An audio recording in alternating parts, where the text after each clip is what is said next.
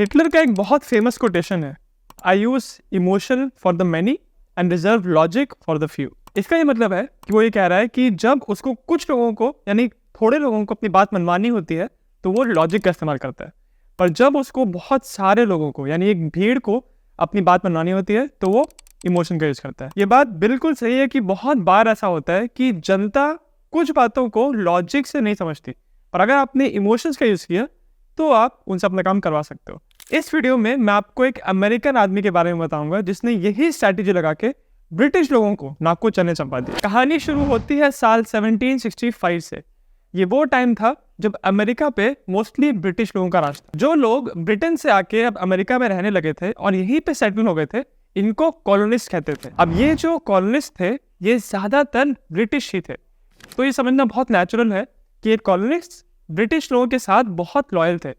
वो ये समझते थे कि हम ब्रिटिश लोगों के नीचे रहेंगे, उनके प्रोटेक्शन में रहेंगे तो हमको कोई आसपास का कंट्री तंग नहीं करेगा और हम सेफ रहेंगे। अब इसी बीच एक फिलोसोफर आते हैं जिनका नाम है सैमुअल एडम्स। उनको ऐसा लगता था कि जो हमारी 13 कॉलोनीज हैं उनको ब्रिटिश लोगों से अलग हो जाना चाहिए और हम लोगों को अपनी एक सरकार बनानी चाहिए। इस बात को अमेरिकन जनता को समझाने के लिए वो बहुत सारे आर्टिकल्स लिखते थे और इन आर्टिकल्स को वो न्यूज़पेपर्स मैगजीन में छपवा रहे थे।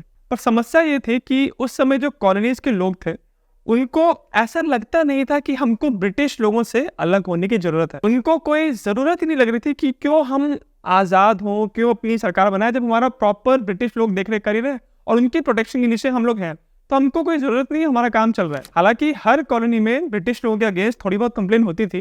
ये वही बात है कि जब आप किसी लोकतंत्र में रहते हैं तो आपकी जो सरकार है कुछ लोग उसको सपोर्ट करेंगे और कुछ लोग उसके अगेंस्ट रहेंगे।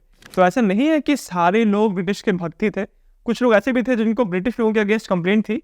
पर ये जो ब्रिटिश लोगों से अलग होने की ये जो आज़ादी की भावना है ये वाइड स्प्रेड नहीं थी, मतलब पूरी जनता में एकदम छाई हुई फीलिंग नहीं थी। अब इसी सब के दौरान ब्रिटिश लोगों के पास पैसे की किल्लत हो गई, उनको पैसे की जरूरत थी। तो उन्होंने क्या किया, उन्होंने अमेरिका को कहा कि हम तुम्हारे पास एक नया एक्ट रिलीज करेंगे। स्टैम्प एक्ट में ब्रिटिश लोग ये कह रहे थे कि अगर आपको अमेरिका के अंदर कोई भी व्यापार करना है, कोई ऑफिशियल काम करना है, तो उसको लीगल बनाने के लिए, उसको ऑफिशियल बनाने के लिए उसके दस्तावेजों पे, डॉक्यूमेंट्स पे आपको एक स्टैंप लगाना पड़ेगा। वो स्टैंप होगा ब्रिटिश क्राउन का और ये स्टैंप खरीदने के लिए आपको ब्रिटिश सरकार को पैसे देने पड़ेंगे। अब यहाँ पे आके सैमुअल एडम्स को एक मौका मिला। अभी तक वो ब्रिटिश गवर्नमेंट से अलग होने की बात कर रहा था और आज़ादी और लिबर्टी की बात कर रहा था, पर ये जो आइडियाज है ये बहुत वेग या बहुत ही वाइड थे। अब उसको एक प्रॉपर पुख्ता टारगेट मिल गया, ये स्टैंप एक्ट। अब भाई उसने न्यूज़पेपर्स में आर्टिकल छापना शुरू किया कि ये देखिए कैसे हमारे अगर माई बाप हैं तो क्यों हमसे बार बार इनडायरेक्टली टैक्स वसूल करने की कोशिश कर रहे हैं, क्या हम ऑलरेडी इनको बहुत टैक्स नहीं देते। उसने साथ साथ ये भी कहा कि अगर ब्रिटेन को हमसे इतने पैसे कमाने हैं, इतना टैक्स लगाना है, तो हमको कानून बनने के प्रोसेस में भी इन्वॉल्व करना चाहिए। और यहीं से वो फेज शुरू हुआ, टैक्सेशन विदाउट रिप्रेजेंटेशन। मतलब सैमुअल एडम्स ब्रिटिश लोगों पे आरोप लगा रहा था कि हमसे टैक्स तो पूरा वसूल कर रहे हैं पर हमको रिप्रेजेंटेशन नहीं दे रहे हैं कानून बनाने में, पार्लियामेंट में। अभी तक स्टैम्प एक्ट ऑफिशियल कानून नहीं बना, पर जब सैमुअल एडम्स ने इतना लिखना शुरू किया तो लोगों ने फिर ध्यान देना शुरू किया कि क्या इसमें ऐसी क्या बात है। और जब लोगों ने ध्यान दिया तब सबको एहसास हुआ कि हाँ ये एक तरीका है ब्रिटेन का और पैसे कमाने का इन अमेरिका की कॉलोनी से। जब सैमुअल एडम्स ने देखा कि उसके आर्टिकल्स का प्रभाव हो रहा है और लोग धीरे धीरे जग रहे हैं, तो फिर उसने कहा कि अब एक एक्शन लेते हैं। इतने सालों तक जो उसने आर्टिकल लिखे थे और खास प्रभाव नहीं पड़ा था, उस समय बहुत सारे मिडिल क्लास, वर्किंग क्लास लोगों के साथ सैमुअल एडम्स की दोस्ती हो गई थी। और खासकर ऐसे लोग जो लेबरर हैं या फिर जो डॉक्स पे काम करते हैं, जहाज़ों पे सामान चढ़ाते हैं, उतारते हैं, वह सारे लोग अब इसके ग्रुप में थे। तो ऐसे ही कुछ लोगों के साथ मिलके उसने एक ग्रुप बनाया जिसका उसने नाम रखा सन्स ऑफ लिबर्टी। तो अब स्टैम्प एक्ट के विरोध में सन्स ऑफ लिबर्टी के कुछ मेंबर्स बॉस्टन में ऐसे प्रदर्शन करने लगे, विरोध करने लगे और नारेबाजी करने लगे। उस समय इनका एक स्लोगन बहुत प्रचलित हो रहा था, liberty, property and no stamps. वो डायरेक्टली लोगों को बोल रहे थे कि हम स्टैम्प एक्ट को सपोर्ट नहीं करते। अब सन्स ऑफ लिबर्टी के मेंबर्स लोगों को समझा रहे थे कि आप ये स्टैम्प्स मत खरीदो, और जहां जहां से स्टैम्प्स डिस्ट्रीब्यूट हो रहे थे वहां पे लोग हमला भी कर रहे थे, मतलब धीरे धीरे ये लोग वायलेंट भी हो रहे थे। अब इसके बाद सैमुअल एडम्स ने एक नया स्टेप लिया। उसने ये अनाउंस किया कि जिस दिन ये स्टैम्प एक्ट कानून बनने वाला है उस दिन पूरे मैसेच्यूसेट्स के अंदर जितने भी बिजनेस हैं, जितने भी लोग ये स्टैम्प्स यूज कर सकते हैं, वो सारी दुकानें, वो सारे बिजनेसेस बंद रहेंगे। एक तरह से आप कह सकते हैं कि मैसेच्यूसेट्स बंद करने का उसने ऐलान कर दिया। सारी जो घटनाएं मैसेच्यूसेट्स के अंदर हो रही थी, उसकी इतनी गूंज हुई, इतना मीडिया कवरेज हुआ कि आप समझिए कि ब्रिटेन के कुछ मेंबर ऑफ पार्लियामेंट्स थे, उनको लगा कि हाँ, ये स्टैम्प एक्ट को हमको हटा देना चाहिए। तो फिर पार्लियामेंट के अंदर भी बहस हुई और फिर finally British Raja king George the third को हार माननी पड़ी और उन्होंने अनाउंस कर दिया कि हम स्टैम्प एक्ट को पीछे ले लेंगे। उस समय के लिए बहुत बड़ी बात थी कि अमेरिका के कॉलोनिस्ट ने अपनी बात को मनवाने के लिए प्रदर्शन किए, थोड़ी तोड़फोड़ की, तो ब्रिटिश क्राउन उनके सामने झुक गया। इस घटना के बाद सैमुअल एडम्स को और हिम्मत आई कि ये जो हमारा अप्रोच है वो काम कर रहा है, हमको ब्रिटिश सरकार के अगेंस्ट काम करना चाहिए, लोगों को उनके खिलाफ भड़काना चाहिए, तभी लोग लिबर्टी, आज़ादी के बारे में सीरियसली सोचेंगे। दूसरी तरफ ब्रिटिश लोग भी ये बात देख रहे थे कि अभी अमेरिकन कॉलोनिस्ट ने हमसे अपनी बात मनवा ली है और अगर हम ऐसे ही पीछे हटते रहे तो ये तो हमसे अपनी सारी बात मनवा लेंगे। तो इसीलिए हालांकि उन्होंने स्टैम्प एक्ट तो पीछे ले लिया और उसके आगे आने वाले सालों में 1767 और 68 में उन्होंने कुछ और बहुत सारे ऐसे एक्ट्स रिलीज किए जिनके तहत वो लोगों से इनडायरेक्टली पैसा कमा रहे थे। ये जो सारे उन्होंने एक्ट्स रिलीज किए थे, इनको टाउनशेंड सिस्टम कहते हैं। अब एडम्स को फिर से मौका मिला और उसने अपने सेंस ऑफ लिबर्टी को पूरी तरह से एक्टिवेट कर दिया। अब ये जो इनके प्रदर्शन होते थे, जो ये धरने देते थे, ये अब वायलेंट बहुत हो रहे थे और हालत इतनी खराब हो गई थी कि ब्रिटिश गवर्नमेंट को अपने बॉस्टन के अंदर, मैसेच्यूसेट्स के अंदर जितने भी गवर्नमेंट ऑफिस थे, उनको प्रोटेक्ट करने के लिए सोल्जर्स को भेजना पड़ रहा था। अमेरिका के अंदर जो सारे लॉयलिस्ट थे, ये दो भागों में बटे हुए थे। एक तो ऐसे थे जो ब्रिटिश लोगों से अलग होना चाहते थे, उनको कहते थे पैट्रियट्स, और ऐसे भी कुछ कॉलोनिस्ट थे जो ब्रिटिश लोगों से अलग नहीं होना चाहते थे, इनको कहते थे लॉयलिस्ट। तो ये जो पैट्रियट्स थे, इनकी दो लोगों से लड़ाई होती थी, एक तो ब्रिटिश गवर्नमेंट उनके फौजियों से और दूसरा अपने ही लॉयलिस्ट लोगों से जो ब्रिटिश लोगों से अलग नहीं होना चाह रहे थे। तो इसके वजह से अक्सर मैसेच्यूसेट्स के सड़कों पे ब्रिटिश फौजियों और इन कॉलोनिस्ट के बीच में लड़ाई होती थी और ऐसी हालत हो गई थी कि अब ये दोनों साइड कॉन्स्टेंटली टेंशन में रहते थे कि कुछ बड़ा होने वाला है, और कुछ बड़ा हुआ। 5 मार्च साल 1770 में एक दिन बॉस्टन में कस्टम्स हाउस के बाहर एक ब्रिटिश फौजी अकेला पहरा दे रहा था। तो इसके पास कुछ कॉलोनिस्ट आए और इसको वो छेड़ने लगे। पहले उन्होंने इसको गालियां देना शुरू किया, उसके बाद ऐसा कहा जाता है कि लोग उसके ऊपर पत्थर फेंकने लगे। अभी फौजी यहाँ पे अकेला था तो नेचुरल सी बात है कि इतने सारे लोगों को देख के वो घबरा गया।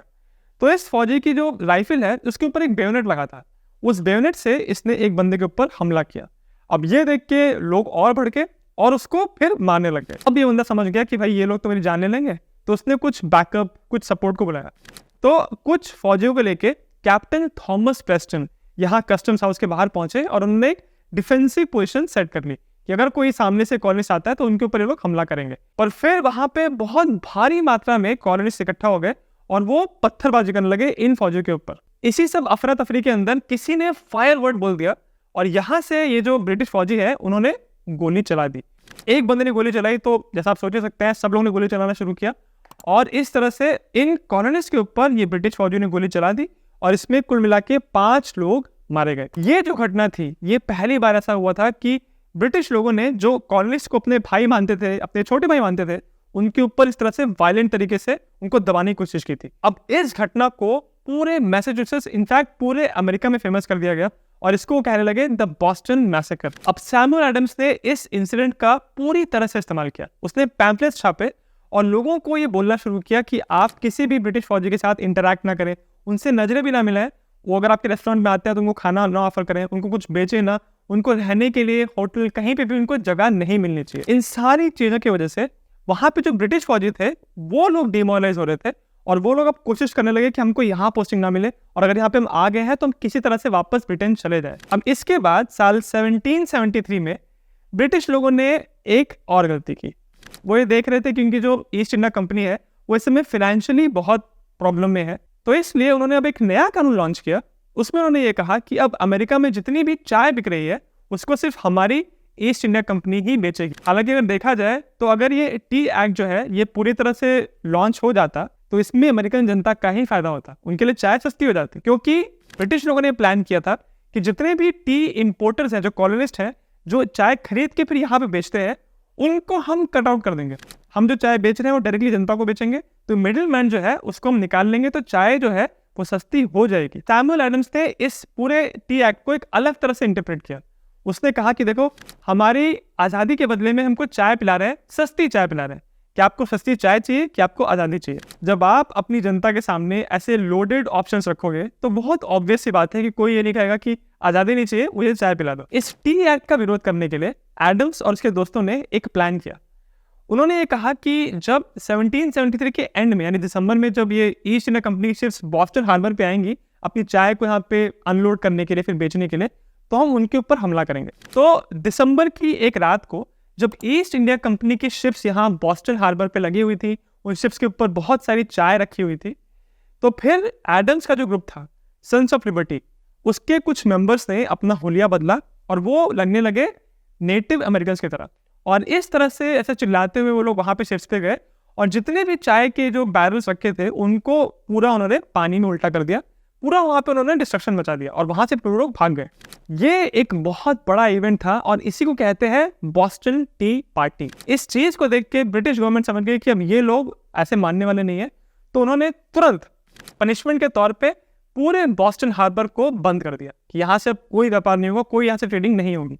अगर आपने हमारी शिप्स को इस तरह से नुकसान पहुंचाया है तो आपका भी हम यहाँ से व्यापार नहीं होने देंगे। उसके बाद उन्होंने मैसाचुसेट्स के अंदर मिलिट्री लॉ इम्पोज कर दिया। इस एक इंसिडेंट की वजह से सैमुअल एडम्स और उसके साथियों को, जनता को ये कहने का मौका मिल गया कि ये जो ब्रिटिश लोग हैं, जो हम हमेशा ऐसा कहते हैं कि ये हमारे माई बाप हैं, हमारी रक्षा करेंगे, ये किस तरह के माई बाप हैं? इन्होंने हमको व्यापार नहीं करने दिया, हमारा हार्बर सील कर दिया, उसके ऊपर से मिलिट्री लॉ हम पे चला रहे हैं। तो यहाँ पे ब्रिटिश गवर्नमेंट जो भी कर रही थी, उनके सारे एक्शंस, उनकी सारी जो चालें हैं वो उल्टी पड़ रही थी, क्योंकि लोग उनका विरोध ही कर रहे थे। ब्रिटेन के खिलाफ अमेरिका की कॉलोनीज के अंदर जो खराब भावना है वो बढ़ती ही रही। फिर 1775 में एक और इंसिडेंट हुआ था जब ब्रिटिश सोल्जर्स ने कुछ कॉलोनीज के ऊपर गोली चला दी थी। और उसके बाद फिर आप जानते ही हैं कि साल 1776 में 4 जुलाई को अमेरिका के अंदर ये जो 13 कॉलोनीज थी वो साथ में आई और उन्होंने डिक्लेरेशन ऑफ इंडिपेंडेंस पे साइन किया। यानी उन्होंने ये कहा कि अब उनका ब्रिटेन के साथ कोई भी लेना देना नहीं होगा, अब वो अपना एक देश, अपनी एक सरकार बनाएंगे। इस सारे इंसिडेंट से एक बात साफ समझ में आती है कि 1765 के पहले तक जब सैमुअल एडम्स अमेरिकन जनता को अपने आर्टिकल्स के जरिए ऐसा समझाने की कोशिश कर रहा था कि ये सरकार हमारे लिए ठीक नहीं है, हमको लिबर्टी लेनी चाहिए, हमको अपनी सरकार बनानी चाहिए, तो जनता उसकी बातों को सीरियसली नहीं ले रही थी, समझ नहीं रही थी। और उसके बाद सैमुअल एडम्स ने अपनी स्ट्रैटेजी को चेंज किया। उसने अमेरिकन जनता के अंदर ये भावना डालना शुरू किया कि ये ब्रिटेन जो है ये हमारा माई बाप नहीं है, ये हमको कंट्रोल कर रहे हैं, और अगर हमको अपनी आज़ादी चाहिए, हमको अपने हिसाब से जीना है, अपने कानून बनाने हैं, तो हमको ब्रिटेन से अलग होना ही होगा। मैंने इस वीडियो में सिर्फ सैमुअल एडम्स के बारे में बात की है, पर ये जो अमेरिकन एफर्ट था इंडिपेंडेंस के लिए, इसमें बहुत सारे लोग इन्वॉल्व थे। सैमुअल एडम्स के अलावा एक और बहुत बड़ा नाम है जॉन एडम्स।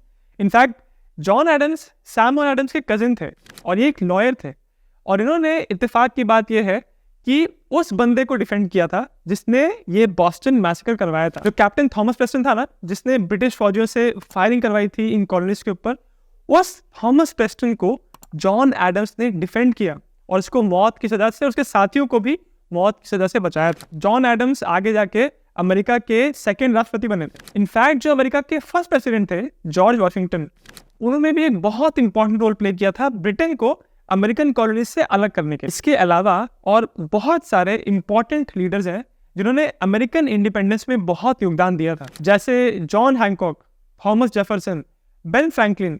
इन सारे लोगों के एफर्ट्स की वजह से ही फिर 1776 में अमेरिका ने वो डिक्लेरेशन ऑफ इंडिपेंडेंस 4 जुलाई को साइन किया था, और इसीलिए आज भी ये 4 जुलाई अमेरिका के लिए एक बहुत इंपॉर्टेंट दिन है। जैसे 15 अगस्त को भारत में हम इंडिपेंडेंस डे मनाते हैं, वैसे ही 4 जुलाई अमेरिका के लिए उतना ही इंपॉर्टेंट दिन है। इन सारी बातों से एक लेसन तो हमको मिलता है कि अगर आपको कुछ थोड़े से लोग हैं उनसे अपनी बात मनवानी है, उनको कुछ समझाना है, तो आप लॉजिक का यूज कर सकते हो। पर अगर आपको बहुत सारे लोगों को, एक देश की जनता को जगाना है, तो सिर्फ लॉजिक से काम नहीं चलेगा, आपको लोगों को इमोशनल भी करना पड़ेगा। इस वीडियो में मैंने बॉस्टन टी पार्टी के बारे में बात की, कितना इंपॉर्टेंट था वो इवेंट अमेरिका के इंडिपेंडेंस के लिए।